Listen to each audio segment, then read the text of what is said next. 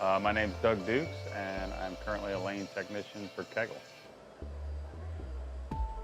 I've been doing lanes for tournaments since 2012 when I joined Kegel.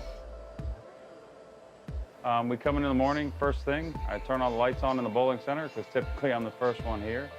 We pull the lane machines out, do process verification, so we're checking the volumes for the pattern for oil, and then we also check our cleaner and water volumes, and then we start running the lane machines.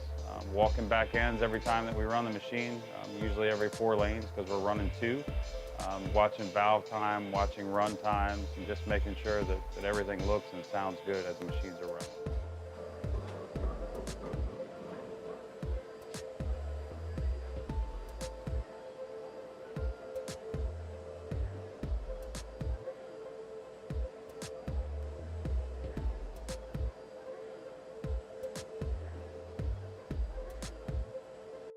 You know, I'm not sure exactly how many tournaments I do a year.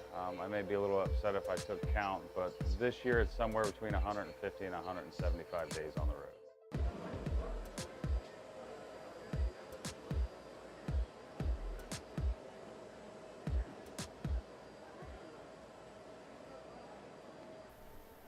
We are in Texas at AMF DeSoto Lanes doing the 2018 Junior Gold Championships. You know what? Everything's going really well. Squads are running on time. Started out this morning with the U20 girls, and then had a squad of boys, and just finished up with the U12 girls. Junior Gold's pretty brutal. This is definitely the toughest tournament that we do as a lane technician. So a normal day, I looked at my steps the first day and I really didn't want to look at them afterwards, but I had almost 22,000 steps in the first day of practice here, which is, I believe, a little over 11 miles. Honestly, I used to really plan my days out, and now it's just second nature.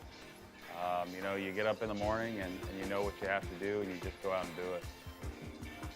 You know, we have backdoor to a lot of stuff.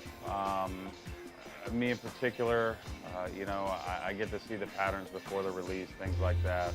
So there's definitely a lot of trust that's involved.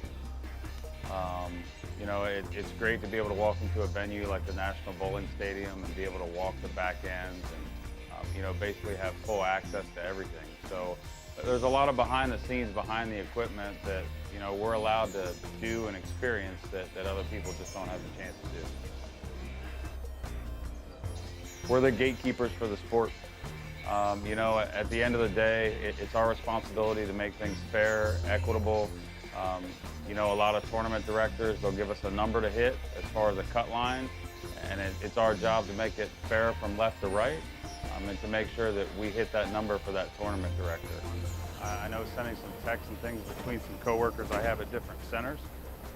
There was a young lady this morning that shot 803 for her first 3 and averaged about 250 for the day. Outside of that, they dropped down a little bit, but I think scores are right on pace where they were last year. I've seen people score from straight up the boards. I've seen some people with a little bit more hand be able to go around it a little bit. So, you know, everything's been pretty fair, and it's not locked one style of play out. The goal is usually to hit a cut line and, as we said earlier, to make things fair and equitable. We want the ratio from left to right to be good. We don't want any one side, left or right, to dominate.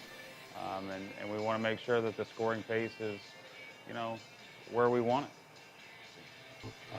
I'm a single point of failure. So if I don't get up in the morning, you know, if I oversleep, the tournament doesn't get off.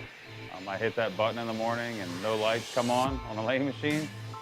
You know, it's my job to make sure that everything is taken care of and we get everything squared away, because without me, they can't start the tournament. You know, that was always my dream, always my goal, being in the bowling industry. I succeeded at it, and there's not a better company to work for. It's the #1 company in bowling, period. If we want the sport to grow, the environment has to be fair. If we want the sport to get to the next level, being the Olympics or what have you, we have to make sure that everything's fair and equitable. It's the only way that it's going to succeed. Just keep doing what you're doing. You know, it's learn your lane machines, learn everything that you can, topography, lane oils, you know, pattern building. be as diversified as you can be. And you know, if things work out, they'll find you, and hopefully you can get a job being a lane man, and you can hopefully take over my role.